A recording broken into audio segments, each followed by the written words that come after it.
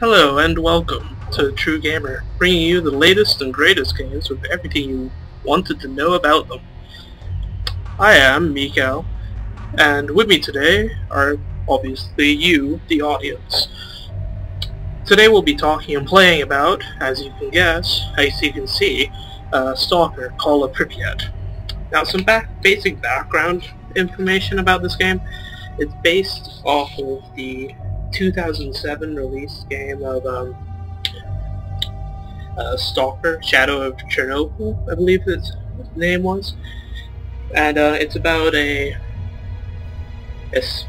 small group of, I would call them scavengers, that go throughout the Ukrainian territory of Chernobyl, around the Chernobyl power plant, and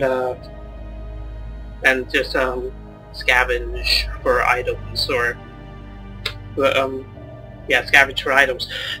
For this game, you play as a Russian major who has been sent in to investigate the area when some Russian helicopters crashed inside the zone, deep inside the zone that is Chernobyl.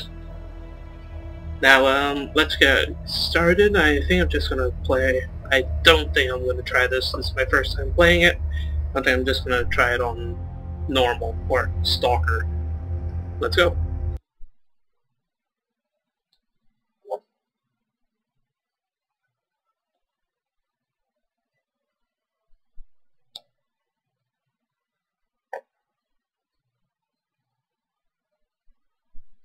Yeah, it's got some interesting loading screens, huh? Some places are impossible to pass through, even when crouching. To crouch as low as you can. Oh, control and shift. That's a good tip.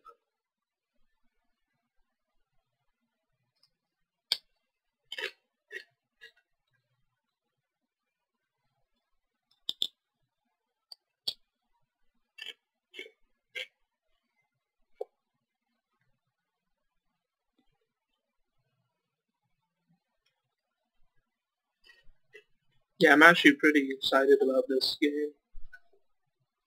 I saw the first couple gameplay footage of the first game. Pretty interesting. Pretty interesting story, really.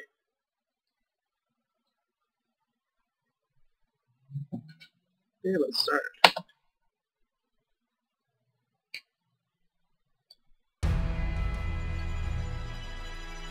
Cue epic cutscene. At 0123, on April 26, 1986, the reactor of Power Block 4 of Chernobyl NPP is destroyed following a series of thermal explosions.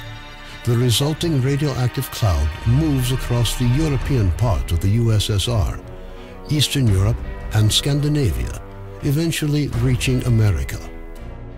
The consequences of the disaster are so serious that the government is forced to begin evacuating the residents of nearby towns and villages.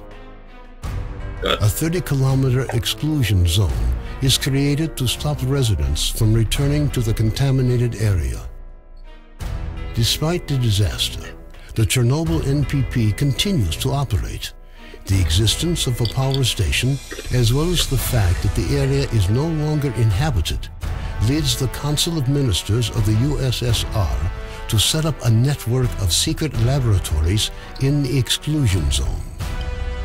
June 11th, 2006.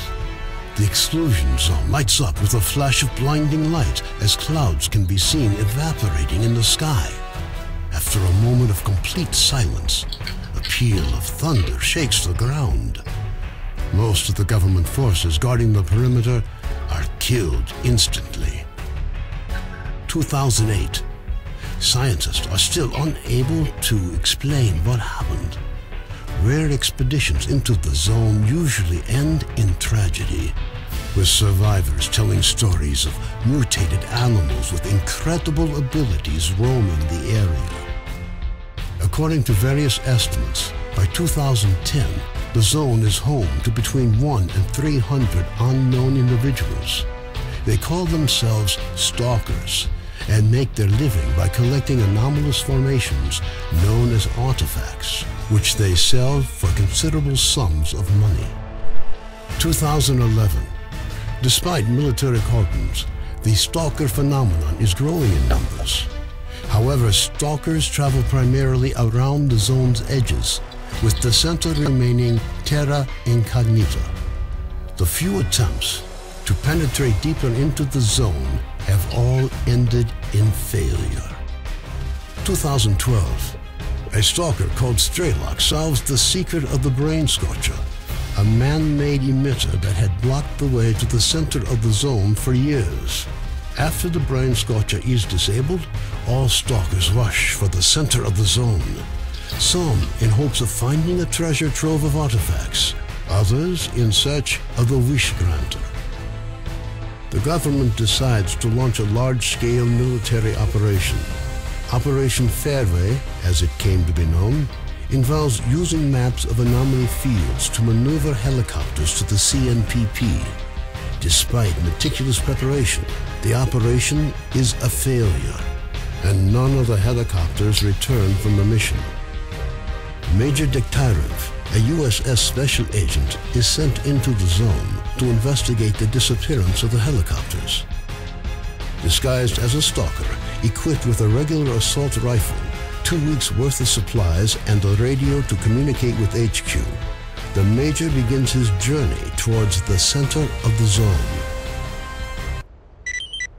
And this is where we start. Now let's... okay, so that works. Now, truth be told, I played... Wow, okay, that's weird. I played only a bit of the beginning of this game. So, I know some controls, I still don't know what that is. I have absolutely no idea. But at least I don't drop this gun again, like a retard. The local inhabitants. I'm listening. Dolphin? Oh, you really lost out when you got to choose your name.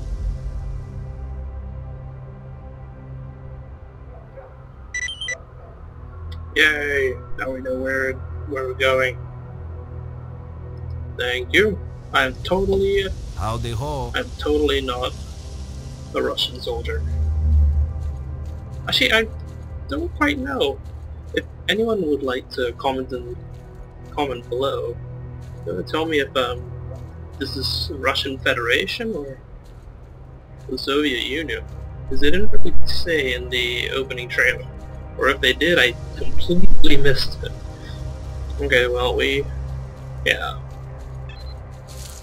See, I like this game due to its setting.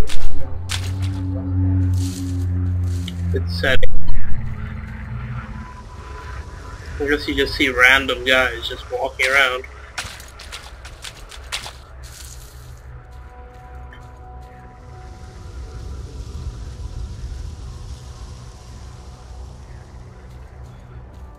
Apparently this game's supposed to have DX11. You see that number there? I like that number because it tells you how many people are on your map. So there's like 22 people. The meter right below it. The meter right below it is like how much noise you're making. Sounds quite jaunty. Okay, well, I'm gonna leave it here. I'm gonna just pause it here, and you'll see, we'll enter the ship in the next part.